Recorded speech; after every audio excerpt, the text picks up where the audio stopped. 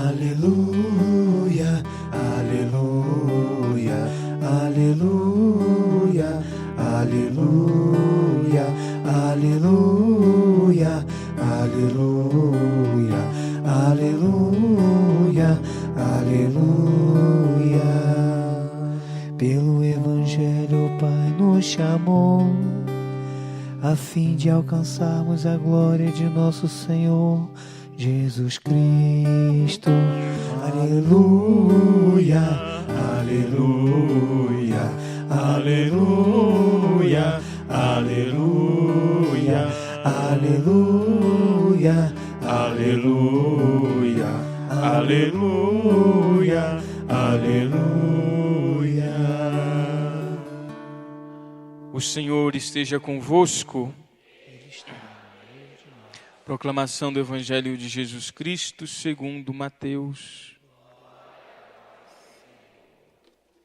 Naquele tempo, quando Jesus e os seus discípulos estavam reunidos na Galileia, ele lhes disse: o Filho do Homem vai ser entregue nas mãos dos homens.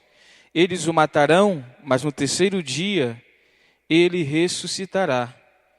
E os discípulos ficaram muito tristes. Quando chegaram a Cafarnaum, os cobradores do imposto do templo aproximaram-se de Pedro e perguntaram: o vosso mestre não paga o imposto do templo? Pedro respondeu: sim, paga. Ao entrar em casa, Jesus adiantou-se e perguntou: Simão, que te parece? Os reis da terra cobram impostos ou taxas de quem? Dos filhos ou dos estranhos? Pedro respondeu: dos estranhos. Então Jesus disse: logo, os filhos são livres.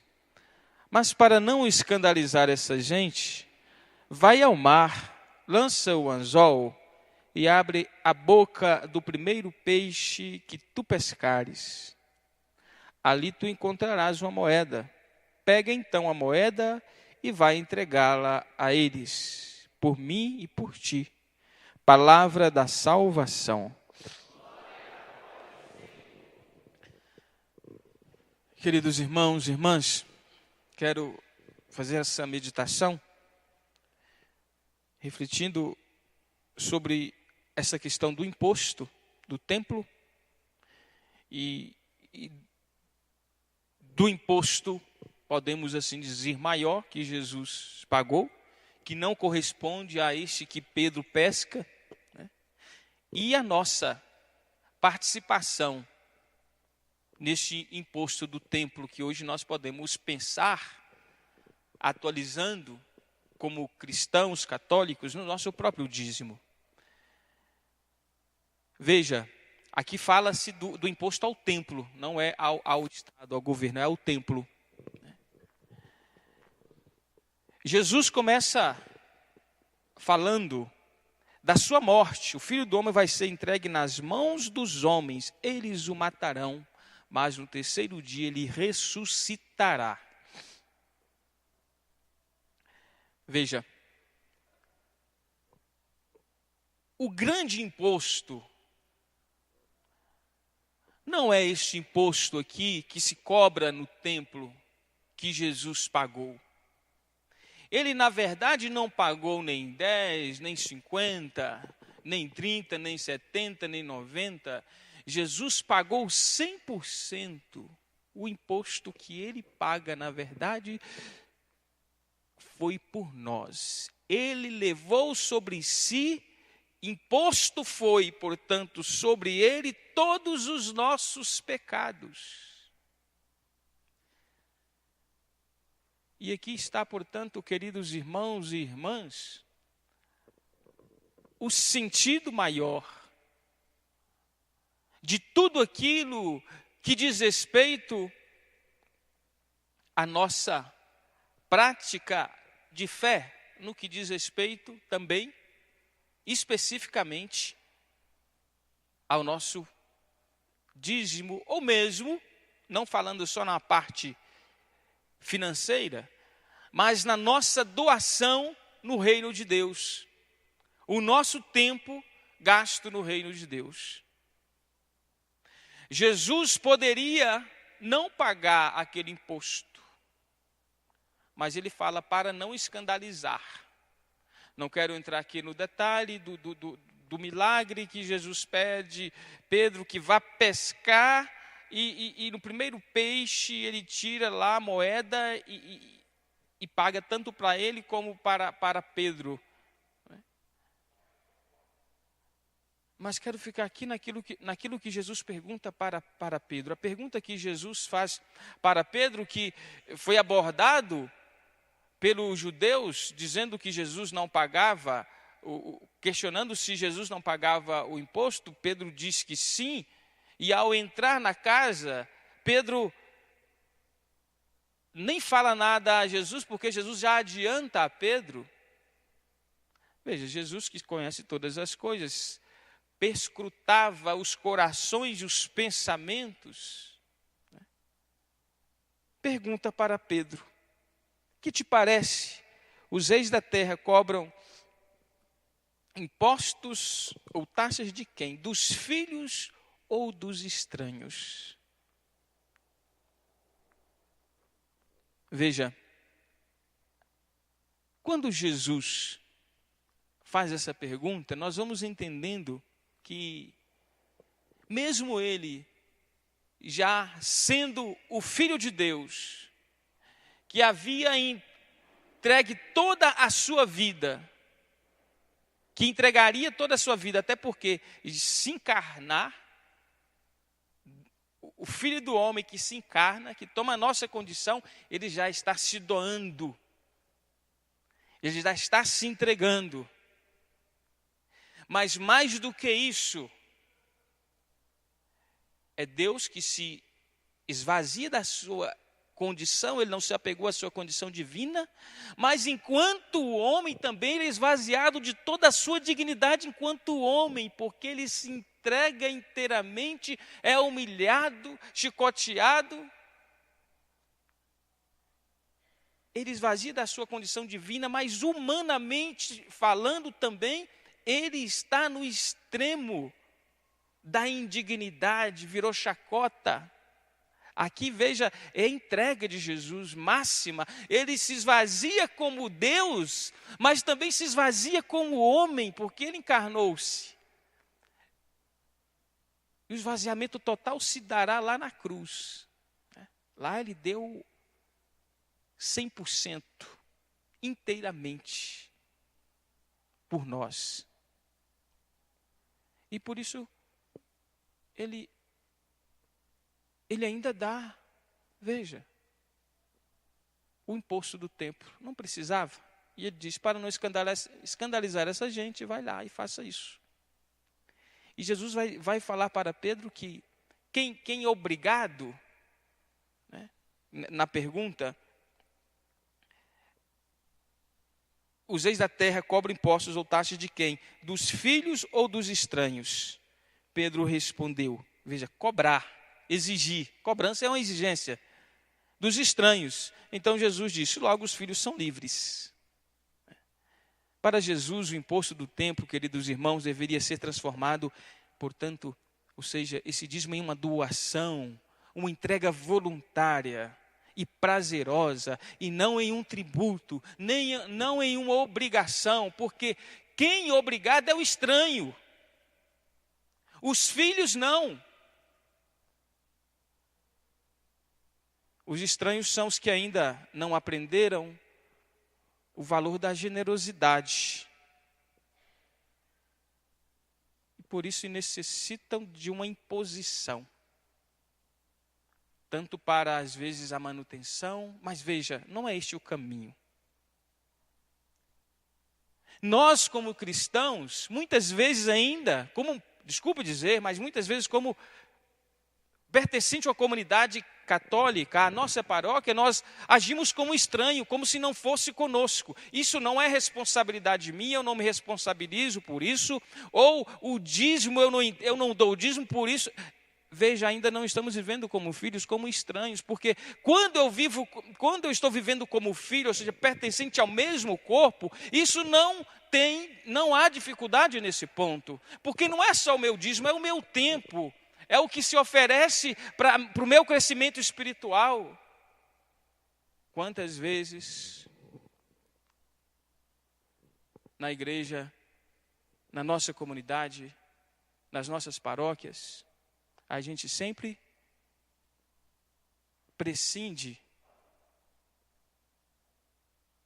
talvez, daquele compromisso da igreja, em vista de um outro compromisso. Quantas vezes nós deixamos, até mesmo, vamos colocar, né, de dar e ser fiel no nosso dízimo,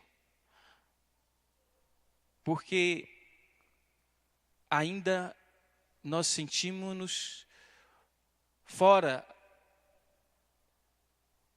da comunidade. Veja, o dízimo especificamente é uma dimensão mais, podemos dizer assim, mais superficial. Entenda, superficial no que diz na superfície da comunhão. Como fazer comunhão com as coisas materiais, com os bens físicos, não é tão difícil, porque eu vou lá e deposito. Esta é a parte é a primeira de uma comunhão. E às vezes a comunhão no pensamento, no coração, haja vista quando nós vamos fazer um trabalho em comunidade. Como às vezes é difícil entrar em um acordo, porque um pensa de um jeito, outro pensa de outro, outro acha que é desse jeito. Esta comunhão é muito mais difícil, queridos irmãos. Mas se nós não passamos para a comunhão mais elementar, que é aquilo que não toca a minha sensibilidade, ou depende, se eu coloco o dinheiro como um Deus, eu sou ganancioso, é sensível. A parte mais sensível não vai ser o coração, mas vai ser o bolso. Mas é a parte mais elementar, mais primitiva de uma comunhão entre os irmãos. Porque ali, de alguma maneira, eu estou entregando, mas eu estou entregando a matéria e não estou me comprometendo. Mas comprometer-se na comunidade, estar junto com aquele que pensa diferente de mim, do padre, tantas vezes também que pensa diferente de muitos de vocês, daquele líder de comunidade, coordenador de pastoral, esta comunhão é muito mais exigente, mas nós ainda não conseguimos chegar na primeira comunhão. Nesta comunhão de bens, a comunhão de coração é muito mais difícil, mas nós precisamos vencer etapas. E por que nós não vencemos etapas? Porque ainda não passamos da primeira. E aí, às vezes, o nosso dízimo fica como algo que sobra. E aí, às vezes, precisa de campanhas e mais campanhas. E ainda não progredimos tantas vezes no dízimo. O padre tem que falar, tem que mostrar, tem que apresentar curso, mas veja, porque ainda nós não convertemos também o nosso coração. Porque dízimo não é questão de dinheiro, é questão de um coração convertido e comprometido na comunidade. E aí até meu tempo eu vou doar mais. Eu vou procurar aprofundar mais. Não vou esperar o padre exigir, brigar, falar que tem que vir, não. Senão eu vou estar me comportando como estranho, não como filho. Então veja, nós não somos estranhos, nós somos filhos. Ou seja, eu não posso ser estranho à minha comunidade. Eu não posso ser alheio às necessidades do templo, da manutenção do templo, do patrocínio talvez com as vocações religiosas. E Jesus está ensinando isso. Os filhos, portanto, isso que Jesus quer ensinar, se encontram no nível e numa mentalidade mais avançada. Não necessitam mais de ser cobrados. Têm a iniciativa de colaborar com alegria e com devoção. Veja, queridos irmãos, irmãs, nós somos filhos.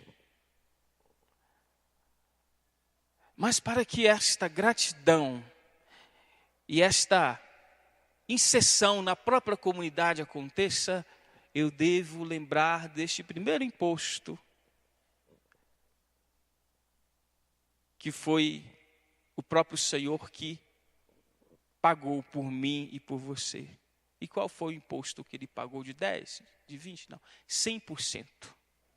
Então, tudo que eu faço na comunidade é sinal de gratidão por aquilo que ele já realizou por mim. Não é o que eu dou que me levará para o céu. Não é o meu trabalho, não é a minha obra, mas a obra que ele realizou em mim. Sobretudo lá na cruz. Porque agora eu não sou alheio, eu faço parte do mesmo corpo. Os cristãos são inseridos pelo batismo no corpo de Cristo. Nós somos membros de um só corpo. Por isso nós devemos agir segundo a cabeça que é Cristo. Não como estranhos, nós fazemos parte do mesmo corpo. Por isso, queridos irmãos e irmãs, o convite para nós nesta noite é perguntarmos-nos a nós mesmos: como eu estou me comportando? Como estranho ou como um filho? Como alguém que é indiferente, alheio? Ou como um filho? Ou seja, como um membro também do corpo que é a Igreja de Cristo, especificamente aqui, membro desta paróquia? Ou como alguém que assiste de fora? Não, eu sou filho. E é claro, aquele, porventura, no que diz respeito ao próprio dízimo, se eu não posso dar o meu dízimo, eu também tenho o dízimo do meu tempo, do meu trabalho. E às vezes, queridos irmãos e irmãs, há uma mentalidade diabólica, desculpem eu falar para vocês, que de alguma maneira muitas paróquias convivem com isso. Sobre o respeito do dízimo. Muitas pessoas pensam assim. Eu posso estar falando de alguma realidade aqui também. Mas é a seguinte: eu faço parte desta pastoral, eu não preciso, eu estou isento de ser dizimista. Eu estou isento de colaborar na minha comunidade porque eu já dou o meu trabalho. Você não dá nada, porque quem te dá é a igreja, é Cristo Jesus, é o sacrifício de Jesus. E se não partirmos de Cristo, nós vamos partir de nós mesmos, da nossa ganância, do nosso egoísmo. É Cristo que te dá.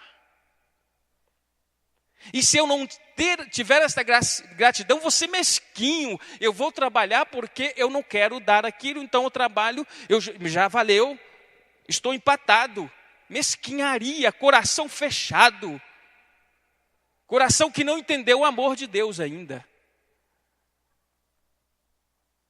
E é assim que Jesus falava. Não, você não pode ser obrigado, você é filho, você tem que entender a comunhão que você faz com o Pai e com a sua igreja, com o seu corpo. Uma coisa não anula a outra. É como se eu dissesse: bem, eu não vou confessar, eu vou fazer obras de caridade, eu vou dar os meus bens para ser perdoado os meus pecados. Com todo respeito aos espíritas, eles que pensam assim, que eles pensam que a caridade, a filantropia é que vai encobrir o pecado. Não é a nossa obra, é a obra de Cristo. Por isso eu necessito confessar-me. São Paulo já havia dito: mesmo que eu dê todos os meus bens aos pobres, mesmo que eu jogue o meu corpo às chamas, se eu não tenho o amor, a caridade que é o amor de Deus, é na verdade o Espírito Santo que foi derramado no meu e no seu coração, e que me convence dos meus pecados, se eu não tenho isso, a minha obra não tem valor, porque não é minha obra que me redime, é a obra de Cristo na cruz. E quando eu procuro a confissão, eu estou me arrependendo dos meus pecados. E o que eu faço, o que eu dou, a obra que eu faço, não é uma compensação, é uma consequência de um coração amado, um coração perdoado, um coração que experimentou a salvação imerecida. É nesse sentido que nós devemos nos comportar diante do Senhor. Eu não sou obrigado a nada, porque se eu estou sendo obrigado é porque eu ainda não estou vivendo a minha fé na liberdade. Eu preciso viver na liberdade. Não vai ser pesado para mim. E ao mesmo tempo, queridos irmãos e irmãs, como é bom, como é agradável, ao mesmo tempo, ver uma igreja unida, um povo que trabalha incansavelmente, que não mede esforços, que cansa sim, mas que não reclama, porque há um grande perigo nosso também, é falar assim, não vou fazer mais nada. A gente faz, um monte de gente fica à toa sem fazer. Não, cada um cuide da sua consciência diante de Deus. Se o seu irmão está encostado, ore por ele. Está precisando de conversão. Se você está fazendo, continue. Você está no caminho certo. Ore por aquele que está encostado. Se ele só está assistindo, ore para ele. Ele não deve ser telespectador. Mas ele deve ser, na verdade, o ator principal no reino de Deus, na paróquia. Né? Há um grande perigo também de desanimarmos quando olhamos para o outro. Né? Por isso o Senhor nos convida a ter um coração livre. Não é porque o outro não está fazendo que eu vou deixar de fazer. Não é porque alguém não está reconhecendo o meu trabalho, porque eu vou deixar de fazer. Não é porque ninguém está me elogiando que eu vou deixar, mas porque eu sou filho e faço com o coração aberto para aquele que merece toda a honra e todo o louvor. A adoração passa por aí também. A adoração passa pela nossa obra, o nosso trabalho, a nossa entrega. E assim, queridos irmãos, em todos os ambientes que estivermos vivendo, não só dentro do templo, na sociedade, até porque esse ano, sobretudo, nós estamos trabalhando o ano do leigo, e o chamado é que sejamos sal e luz do mundo.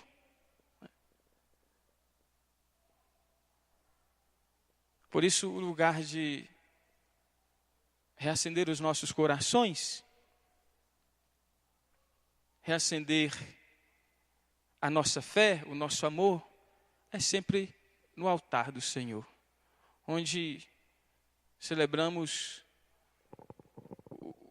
o seu sublime amor por nós, onde Cristo continua se entregando por mim e por você. O mistério do Calvário, da sua entrega, da sua paixão, morte e ressurreição, se perpetua para nós no altar. E essa é a nossa única riqueza, nosso maior tesouro. Nada levaremos daqui, mas o que fizermos com aquilo que aqui recebemos do Senhor, isso sim nós levaremos. A igreja recorrentemente traz na oração da coleta, na oração do dia, sempre uma oração. Senhor, ensinai-nos a usar de tal maneira os bens que passam, que saibamos abraçar os que não passam. De tal maneira usar os bens que passam, que saibamos abraçar os que não passam. O que não passa é a sua palavra. Céus e terras passarão, mas sua palavra não passará.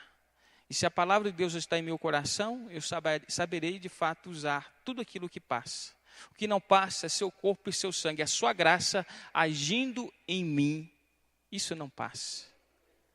Por isso, peçamos ao Senhor que nos dê sempre um coração de filhos. E essa oração da igreja, neste 19º domingo do tempo comum, nós pedimos sempre o coração ao Senhor de filhos, para que possamos crescer mais e mais como filhos de Deus, que é nosso Pai.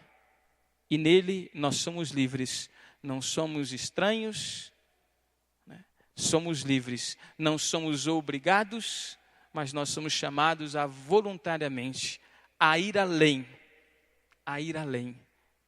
Jesus deu ali para não escandalizar, mas o que ele deu foi muito mais.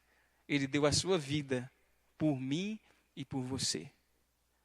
E por isso, o Espírito Santo é aquele que vai fazer na minha vida e na sua vida,